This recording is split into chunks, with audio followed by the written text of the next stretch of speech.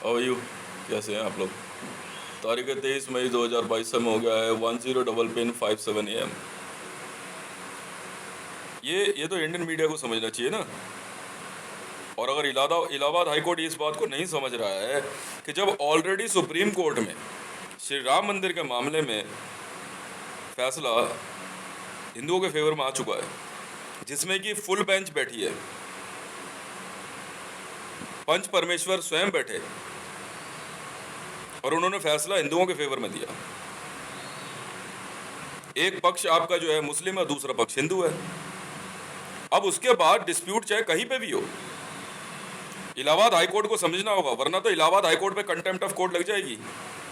बिल्कुल लग जाएगी कंटेम्प्ट ऑफ कोर्ट, बिल्कुल लगेगी।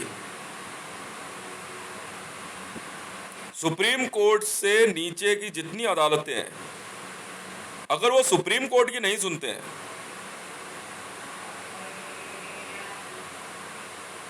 और वो फिर भी जो है क्या कहते हैं ज्ञान व्यापी और आपका क्या कहते हैं श्री कृष्ण जन्मभूमि के मामले को सुनवाई में लेते हैं, तो ये तो क्या कहते हैं कंटेम्प्ट ऑफ कोर्ट है ना। तो इलाहाबाद हाई कोर्ट के जजेस पे और आपका क्या कहते हैं हाँ, इलाहाबाद हाई कोर्ट में ही आएगा जज सारे केसेस, तो कंटेम्प्ट ऑफ कोर्ट लगती है ना। और इंडियन मीडिया अगर इस बात को नहीं समझ रहा है और फिर भी इंडियन मीडिया में आकर के कुछ वकील जो है, चाहे वो बैरिस्टर हो, चाहे सीनियर एडवोकेट्स हो, अगर वो इस बात को दरकिनार कर रहे हैं कि नहीं जी ये मामला जो है अलग है, अलग कैसे है मैं जानना चाहता हूं ना सर। आप कहोगे हम इसे रेफरेंस पे नहीं लोगे, क्यों नहीं लोगे सर? अदालत में ऐसे कितने मामले हैं, सैकड़ों हजारों उदाहरण भरे पड़े हैं, जब फैसला पहले ही सेम मामले में आ चुका है, उसका रेफरेंस लेकर जजमेंट दिया गया है।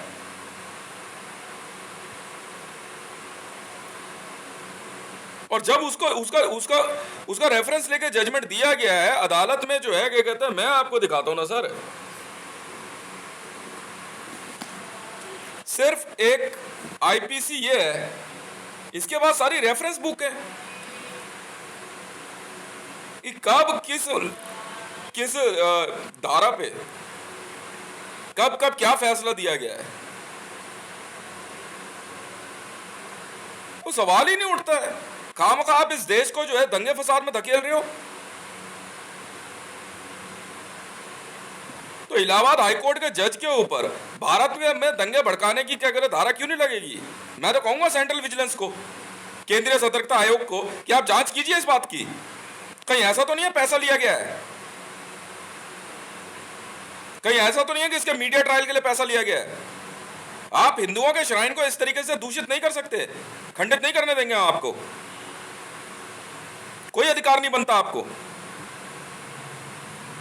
सर सुप्रीम कोर्ट में पंच महापरमेश्वर ने क्या कहते फैसला दिया है।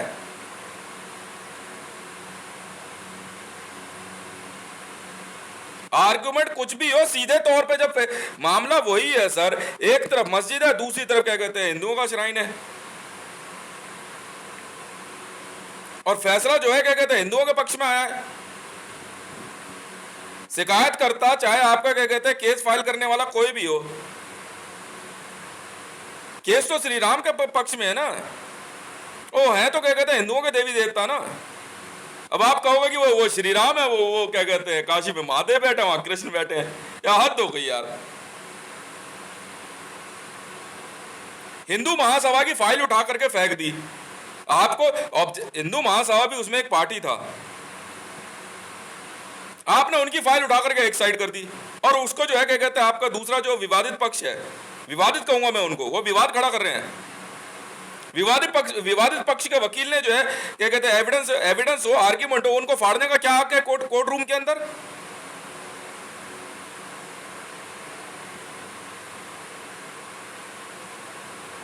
कोई भी एप्लीकेशन लगी आप फाइल में लगा दो, बात खत्म है। सस्टेन या ओवर रूल्ड कुछ भी हो, फाइल में लगाना होगा आपको, आप फाड़ के कैसे फेंक दोगे?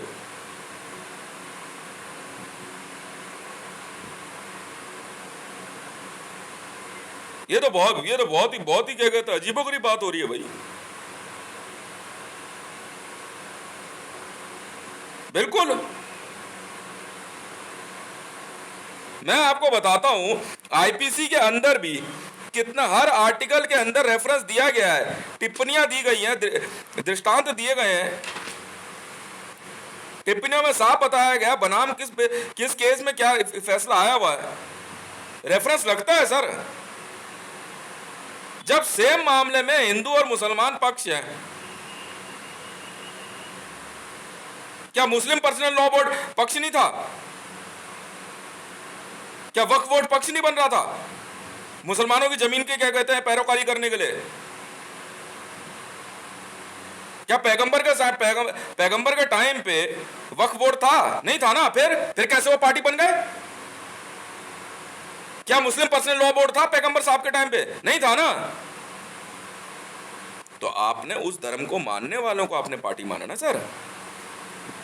किसको मानने वालों को पार्टी माना? एक धर्म को। और धर्म क्या है? इस्लाम है। मैं आज इसी समय इलाहाबाद हाई कोर्ट में इस्लाम को चैलेंज करता हूं, आप साबित करो क्या आप मुसलमान हो, साबित करो आप। मैं आपकी एग्जिस्टेंस को चैलेंज करता हूं। केस तो बाद, वो छोड़ो ना सर, वो तो फैसला आ चुका है। मीडिया ट्रायल में पैसा नहीं खाया गया क्या? बिल्कुल खाया गया होगा, तभी ये लोग न्यूज चला रहे हैं। मैं तो कहूंगा केंद्रीय सतर्कता आयोग को कि इलाहाबाद हाईकोर्ट के जजों की जांच होनी चाहिए। श्री कृष्ण जन्मभूमि में बैठे हुए थाना अध्यक्ष की जांच होनी चाहिए। मैं बहुत बहुत धन्यवाद कहूंगा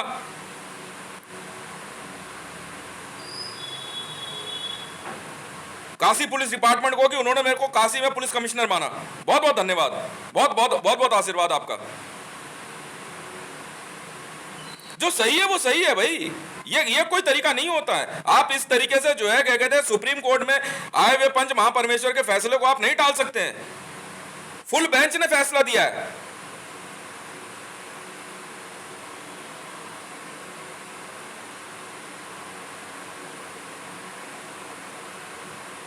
फिर भी मीडिया में बहस चला रहे हैं। मैं कैसे ना मानूं कि भारत के अंदर इन दंगों को भड़काने के लिए भारत से बाहर बैठे हुए मुसलमानों ने, जो कि भारत के नागरिक भी नहीं है, उन्होंने पैसा नहीं लगाया है। बिल्कुल बिल्कुल लगाया पैसा। खुद पाकिस्तान में बैठे हुए इमरान खान ने यह बात कही, मरियम नवाज शरीफ ने यह बात कही है, पाकिस्तान के और कई लोगों ने इस बात को कहा है कि भारत के अंदर वो श्री राम मंदिर नहीं बनने देंगे। कभी बांग्लादेश के मुसलमान, कभी पाकिस्तान के मुसलमान, कभी उगर मुसलमान, कभी रोहिंग्यास। अब भारत के अंदर आप सनातन धर्म को आप चुनौती देंगे? ये कहां का न्याय है सर? आप बताइए ना। मैं इसको सुप्रीम कोर्ट की अवमानना क्यों ना मानूं? इलाहाबाद हाईकोर्ट का सुप्रीम कोर्ट से ज्यादा बड़ा हो गया? आप कंसीडर ही नहीं कर सकते केस? इन सभी न्यूज चैनलों की जांच, जी हां, सेंट्रल विजिलेंस को करनी चाहिए। मैं तो रिक्वेस्ट करूंगा सेंट्रल विजिलेंस कमीशन से, केंद्रीय सतर्कता आयोग इस मामले में सतर्कता बरते कि क्या भारत के अंदर इस तरह के विवादित पक्षों को बढ़ावा देने के लिए विदेशों से पैसा नहीं लिया गया है। यह बात जानते हुए भी कि ऑलरेडी श्री राम मंदिर के मामले में अयोध्या में फैसला हिंदुओं के पक्ष में आया है, उसके बावजूद जो है इलाहाबाद हाईकोर्ट क्यों और किस करके केस को कंसीडर करेंगे? जहां पे भी श्राइन है वो हिंदुओं का श्राइन है, मुसलमान हमलावर थे। चाहे बनाने वाला कोई हो, प्रिजर्वेशन चाहे एएसआई के पास हो, हिंदू उस समय भी भारत में थे, आज भी हैं और सदा रहेंगे। जिसमें दम हो हिंदुओं को हटा के दिखाई इस देश से। यह धरती हिंदुओं की थी, है और रहेगी। भारत में धर्मनिरपेक्षता को जो है, क्या कहते हैं, संविधान में हिंदुओं ने बड़े प्यार से मान लिया, चलो कोई बात नहीं, जबकि खुद इसी इलाहाबाद हाईकोर्ट ने इंदिरा गांधी के द्वारा लगाई गई इमरजेंसी के लिए इंदिरा गांधी को जो है क्या कहते हैं इन्होंने सजा करार दी थी कि आप जो है क्या कहते हैं दोषी हैं। ये वही इलाहाबाद हाईकोर्ट है और उसी धर्मनिरपेक्षता के आधार पर भारत की संसद के अंदर जो है मुसलमान, ज्यूइश और सिखों को और ईसाइयों को क्या कहते हैं एंट्री मिली है, वरना कांग्रेस में हिम्मत नहीं थी कि भारत की संसद में घुस जाए। और यह सारा काम भारत की संसद के अंदर इंदिरा गांधी द्वारा इमरजेंसी लगाकर संविधान का 42वां संशोधन द्वारा किया गया है, वरना सवाल ही नहीं उठता कि उत्तर प्रदेश के अंदर समाजवादी पार्टी रह पाती। मैं आज सुप्रीम कोर्ट में इस बात को भी चैलेंज देता हूं, चुनौती देता हूं कि जब जी हां भारत में इमरजेंसी लगाना असंवैधानिक है, संविधान के विपरीत है, एक अपराध है, तो उस समय किया गया अमेंडमेंट और उसमें लगाई गई धारा किस प्रकार से जायज हो सकती है? आप मुझे बताइए ना। आप मना नहीं कर सकते हैं कि समय बीत गया, अपराध अपराध है। खुद इंदिरा गांधी ने उस समय हजारों लाखों लोगों को बंधक बना करके इलाहाबाद हाईकोर्ट से कहा था मैं इमरजेंसी तब हटाऊंगी जब आप क्या कहते हैं मेरे को बरी करेंगे। बोलिए हाँ या ना, आई भी इस बात का जवाब देंगे आपको।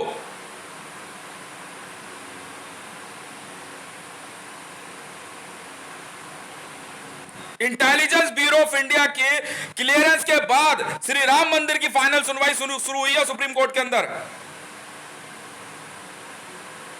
तब से लेकर अब तक लगातार भारत पर हमले होते आए हैं, क्योंकि मैंने श्री राम मंदिर के पक्ष में सुनवाई में मदद करी हिंदुओं की, तो कल अजरबैजान मुझे कोई धमकी देता है? आज भारत के अंदर बैठा हुआ मुसलमान, चाहे कश्मीर हो, चाहे कन्याकुमारी हो, चाहे नॉर्थ ईस्ट हो, चाहे गुजरात हो, भारत में वो क्या कहते हैं खालिस्तान के नाम पे सरदारों की मदद ले रहे हैं, ज्यूइशों की मदद ले रहे हैं ताकि श्री राम मंदिर ना बने और भारत के अंदर हिंदुओं का मंदिर तोड़े जाए। अरे तुम जाकर के अपने काबा में जो है पैगंबर की मस्जिद बचा पाए? इस बात का इनके पास जवाब नहीं है।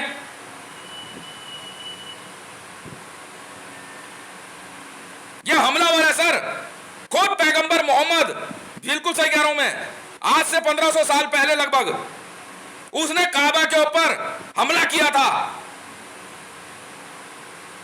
काबा का और पैगंबर मोहम्मद का कोई रिश्ता नहीं था, वो जगह और वो श्राइन अबू सुफियान की थी।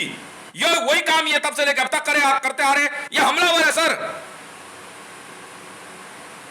इनके ऊपर जो है गैंगस्टर एक्ट क्यों ना लगे?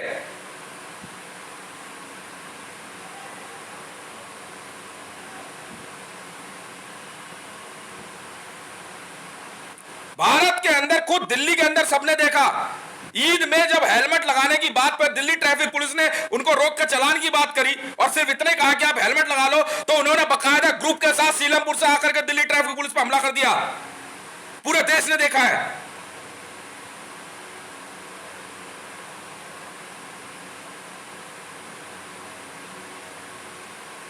यह ग्रुप बनाकर कभी आजाद मैदान, कभी मालदा टाउन करते हैं, कभी जहांगीरपुरी, कभी शाहीन बाग। यह हमलावर है, हमलावर। मैं ज्ञान व्यापी के ऊपर मुसलमानों का हमला क्यों ना मानूं? श्री कृष्ण जन्मभूमि पे मैं मुसलमानों का हमला क्यों ना मानूं? धर्म की आड़ में यह हमारे शाहीन पे हमला कर रहे हैं सर।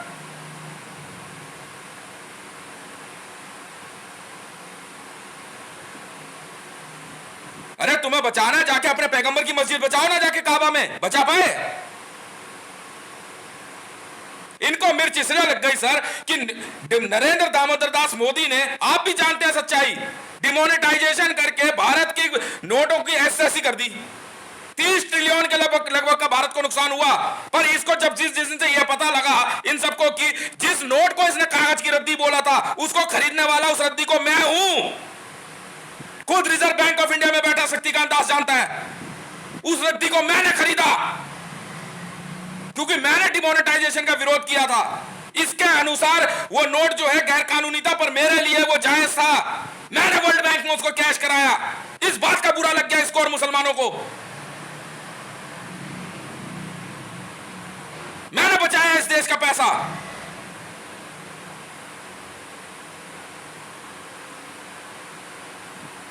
अगर भारत के नोट के ऊपर गांधी की फोटो अगर नहीं होगी, क्या यह देश नहीं चलेगा?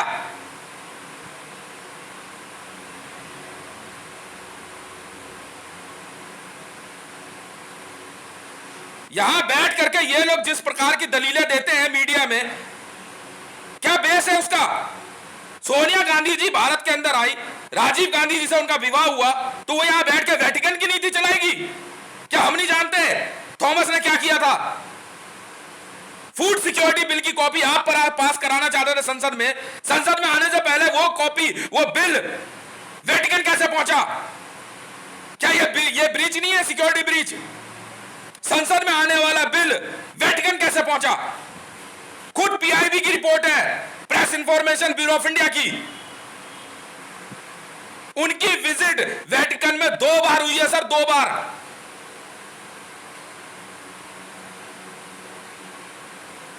किस बात का न्याय कर रहे हैं आप लोग?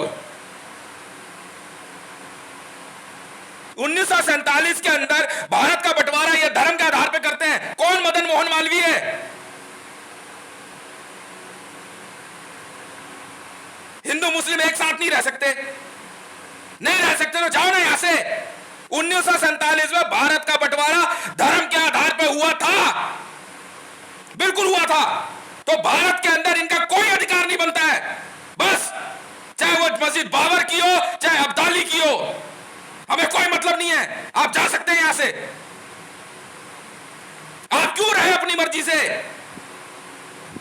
चाहे वो हैदराबाद का निजाम हो, चाहे नवाब पटौदी का लड़का हो, कोई हो, भारत का बंटवारा धर्म के आधार पर ही हुआ था, तभी पाकिस्तान इस्लामिक रिपब्लिक बना है।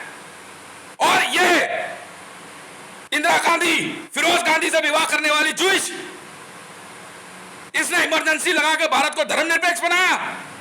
क्यों? अगर धर्मनिरपेक्ष बनाना है तो वो हिस्सा वापस ला के दे जो धर्म के आधार पर बटा है, वरना भारत के अंदर मुसलमानों को मैं वोटिंग का भी अधिकार नहीं लेने दूंगा सर। कोई कारण तो हो। क्या सुप्रीम कोर्ट 1947 के विभाजन को जायज मानता है? बंटवारा मांगने वाला एक मुसलमान था सर, मुसलमान। भारत का बंटवारा मांगने वाला मोहम्मद अली जिन्ना एक मुसलमान था, बस। हजारों लाखों भारतीय नागरिक मारे गए। आज वही पाकिस्तान जो है भारत के खिलाफ क्या कर रहा है? समझौता एक्सप्रेस बंद कर दिया, अटारी बंद कर दी उसने, भारत का एयर एक्सप्रेस बंद किया है सर। भारत को सफोकेट करने की कोशिश की जा रही है इन मुसलमानों द्वारा, और उसमें मदद कर रहा है नरेंद्र दामोदर दास मोदी।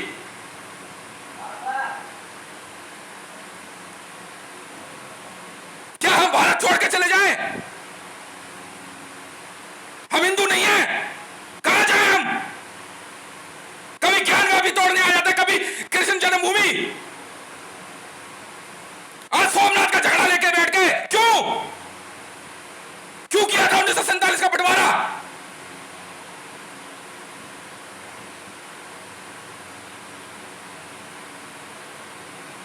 आज ये कश्मीर मांगते हैं धर्म के आधार पे।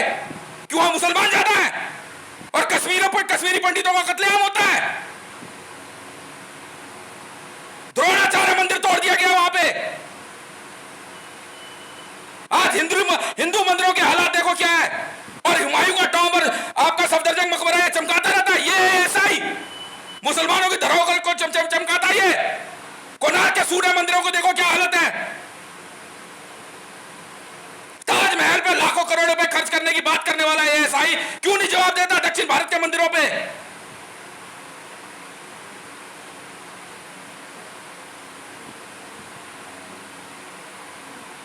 भारत में गंगा घाट की हालत देखे क्या हो रखी है।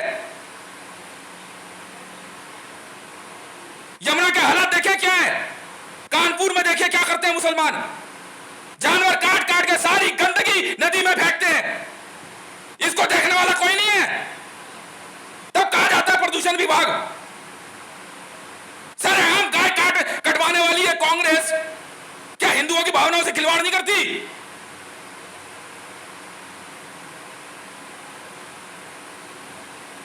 अनाप शनाप बहस आप चला रहे हैं।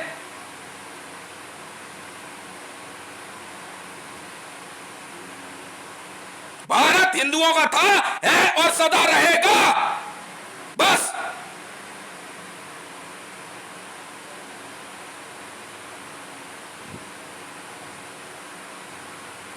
पाकिस्तान कश्मीर के ऊपर अपना अधिकार इसे दिखाता मुसलमान है। सर पाकिस्तान को यह बात समझ नहीं आती, भारत के मुसलमानों को यह बात समझ नहीं आती, कश्मीर राजा हरि सिंह का था।